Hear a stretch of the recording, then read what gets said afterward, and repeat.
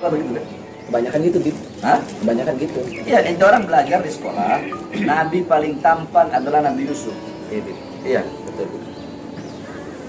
Kalau ente nanya, kebanyakan mungkin akan jawab seperti itu. Nabi paling tampan adalah Nabi Yusuf. Tapi kalau ente nanya ke anak, Nabi paling tampan, manusia paling tampan adalah Nabi Muhammad SAW. Itu ulama mengibaratkan rembulan dibelah dua. Rembulan belah dua. Setengah kan? Yang setengah dibelah dua lagi. Berarti seperempat. Nah, seperempat itu Nabi Musa. Seperempat umat Nabi Muhammad. Setengahnya itu Nabi Muhammad. Ketampanan Nabi Allah Yusuf itu ketampanan yang membuat wanita-wanita yang melihatnya menjadi mengeluarkan hawa nafsu syahwat, memiliki keinginan, kemauan untuk memilikinya. Ketampanan Nabi Muhammad itu, ketampanan Nabi Muhammad membuat mata-mata tertunduk, tidak berani memandang wajah indah. Ketika Zulaiha mengundang wanita-wanita petinggi Mesir yang menghinanya karena kegilaannya kepada Nabi Allah Yusuf, diundanglah, disediakan pisau buah-buahan. Kalian menghinaku karena aku tergila-gila kepada Yusuf, karena kalian belum melihat bagaimana keindahan yang dimiliki Yusuf, yang dimana keindahan itu tidak dimiliki oleh sorga. Bahasa si Sayyidatuna Zulaiha. Nabi Yusuf dipakein gaun, jubah berwarna hijau jamrud, pakein gelar, baru Nabi Yusuf suruh jalan. Ketika Nabi Yusuf jalan itu perempuan-perempuan petinggi-petinggi Mesirnya perempuan udah megang pisau sama buah-buah. Itu mereka secara tidak langsung, nggak sengaja, saking terpesonanya, itu Nabi suruh lewat, baru merasakan sakit. Ternyata mereka memotong jarinya. Itu Nabi Yusuf.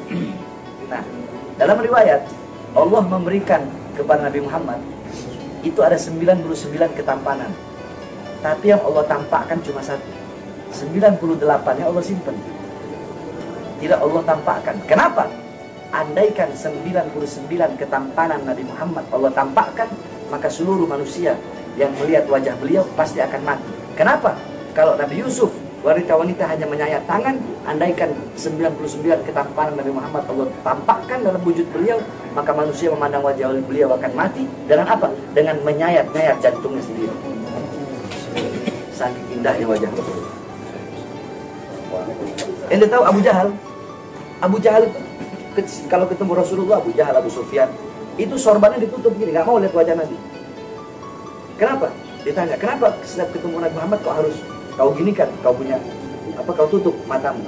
Aku tidak tahu, karena setiap aku melihatnya pasti ada rasa ketertarikan aku, rasa cinta aku kepada dia. Aku nggak mau cinta kepada dia, makanya lebih baik aku tutup mata. Nabi Sulaiman alaihissalam bisa berbicara dengan hewan. Nabi Sulaiman berbicara dengan hewan itu pakai bahasa hewan. Nabi Muhammad, hewan berbicara dengan Nabi Muhammad pakai bahasa Arab. Seekor serigala berkata asyhadu annaka Muhammadar Rasulullah. Seekor biawak berkata asyhadu annaka Muhammadar Rasulullah. Bayangin. Nabi Musa bisa membelah lautan. Nabi Muhammad bukan lautan dibelah, bulan yang dibelah. Bahkan bukan hanya bulan dibelah. Ketika Nabi Muhammad umur 6 tahun, anak-anak seumur beliau mainannya tanah liat. Mainannya beliau apa? Bulan. Jadi kalau beliau gerakkan tangannya ke kanan, itu bulan ikut ke kanan. Beliau gerakkan tangannya ke kiri, itu bulan ikut ke kiri. Gak usah Nabi Muhammad, kejauhan. Nabi Adam. Kita buka kitab Nasrul Ibad, Imam Ibnu Hajar Al-Asqalani. Di situ Nabi Adam bilang apa? Aku iri kepada umat Muhammad. Aku iri dan aku ingin menjadi umat Muhammad. Kenapa? Karena Allah memberikan 4 kemuliaan kepada umat Muhammad, yang dimana 4 kemuliaan ini tidak Allah berikan kepada aku. Tidak Allah berikan kepada aku, tapi Allah berikan kepada umat Muhammad. Apa itu? Satu, yang pertama, ketika aku berbuat salah, Allah pisahkan aku dan istriku Hawa selama 450 tahun. 10 kali kesalahan. Iya, makan buah khuldi.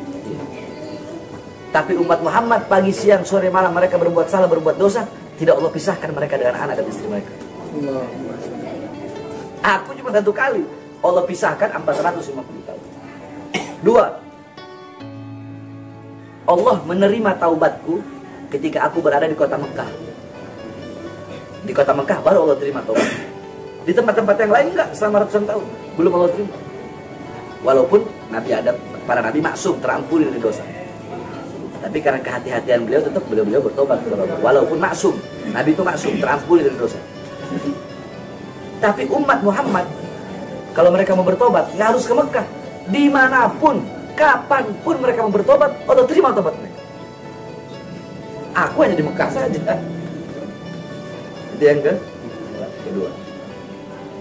Yang ketiga, ketika aku memakan buah khuldi dalam keadaan berpakaian, tiba-tiba Allah lepaskan pakaianku sehingga aku dalam keadaan telanjang. Umat Muhammad kebalik, mereka berbuat dosa dalam keadaan telanjang, tapi tetap Allah beri mereka pakaian. Yang keempat, apa kata Nabi Adam? Aku berbuat salah di sorga, Allah turunkan aku ke bumi. Nabi Adam Allah turunkan di India, di bawah kaki gunung Himalaya. Siti Hawa Allah turunkan di Jeddah. Iblis Allah turunkan di Basrah, Irak. Aku berbuat salah di sorga, Allah keluarkan ke dunia, ke bumi. Umat Muhammad kebalik, mereka berbuat dosa di bumi, tapi kalau bertobat Allah masukkan ke surga. Aku berbuat salah di sorga, Allah keluarkan ke bumi, Allah turunkan ke bumi. Umat Muhammad, kalau mereka berbuat dosa di bumi, tapi kalau Allah terima tobatnya, Allah masukkan mereka ke surga. Aku iri kepada umat Muhammad, dan aku ingin menjadi bagian daripada umat Muhammad.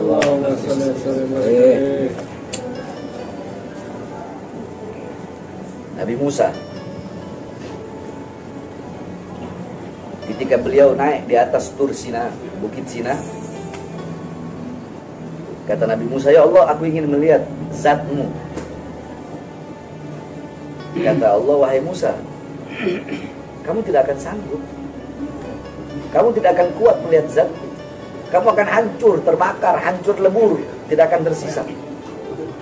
Ketahuilah wahai Musa, antara aku dengan hamba-hambaku ditutupi dengan 70.000 hijab, 70.000 penghalang yang menutupi antara aku dengan hamba-hambaku. Imam Ghazali menjelaskan, penghalang Allah itu Allah ciptakan dari cahaya, dari air, dan dari kegelapan. Di dalam penghalang Allah ada suara gemuruh air. Andaikan manusia Allah perdengarkan suara gemuruh air yang ada dalam penghalang Allah, maka seketika hati manusia itu copot dari badan dengan sendirinya. Saking dahsyat hijab dan penghalang Allah. Andaikan Allah buka penghalang, Allah perlihatkan kepada langit, langit runtuh. Allah perlihatkan kepada gunung, gunung berteburan bagaikan kapas. Ketahuilah wahai Musa, 70.000 penghalang ini tidak akan aku buka kecuali untuk Ahmad dan umat Ahmad. Apa kata Nabi Musa? Ya Allah, aku tidak bisa menjadi Ahmad. Maksudnya Muhammad, Nabi Muhammad. Aku tidak bisa menjadi Ahmad. Maka jadikanlah aku bagian daripada umat Muhammad. Nabi-nabi dan Rasul terdahulu saja pengen jadi umat Nabi Muhammad. Ente-ente orang udah lahir jadi umat Nabi nggak bersyukur. Bayangin Nabi dan Rasul nih, ini Nabi dan Rasul pengen jadi kayak kita umat Nabi Muhammad. Jadi ya. Ente orang udah dilahirkan jadi umat Nabi, nggak tahu diri. Pagi, siang, sore, malam berbuat dosa, racun, zina, narkoba, maling, ngerampok uang rakyat, maling uang rakyat, pejabatnya zolim, ulamanya cari muka sama pejabat, ulamanya ulama amplop, ulamanya ulama kerak-kerak bersorban, ulama kontrak. Tahu ulama kontrak? Kalau mengundang ceramah harus ada kontrak dulu. Jual agama, jual ayat. Pejabatnya korupsi, koruptor, menyengsarakan rakyat. Anak durhaka sama orang tua nggak didik anak dengan baik. Istri durhaka kepada suami nggak didik istrinya dengan baik. Nggak bersyukur jadi umat Rasulullah. Kita tahu, Bani Israel kalau mereka melakukan dosa besar, tidak akan diampuni dosanya kecuali mereka harus loncat dari jurang yang tinggi sampai mati, baru diampuni dosanya. Kita umat Rasulullah, sebesar apapun dosa yang kita lakukan, ada yang lebih besar. Apa itu? Pintu pengampunan Allah SWT khusus untuk umat Nabi Muhammad. Cuma kitanya nggak tahu diri. Jadi umat Nabi nggak tahu diri. Ada lagi yang lebih nggak tahu diri, ngaku umat Nabi tapi menjarain cucu Nabi. Siapa gak punya Nabi? Nabi Muhammad, tapi menjarain cucunya.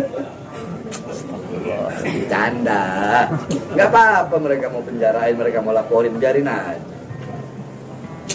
Cuma pertanyaan anak, dengan wajah yang mana, dengan lidah yang mana kelak di akhirat ketika ditanya oleh Rasulullah, mereka mau menjawab dengan lidah yang mana, dengan wajah yang mana mereka mau menjawab.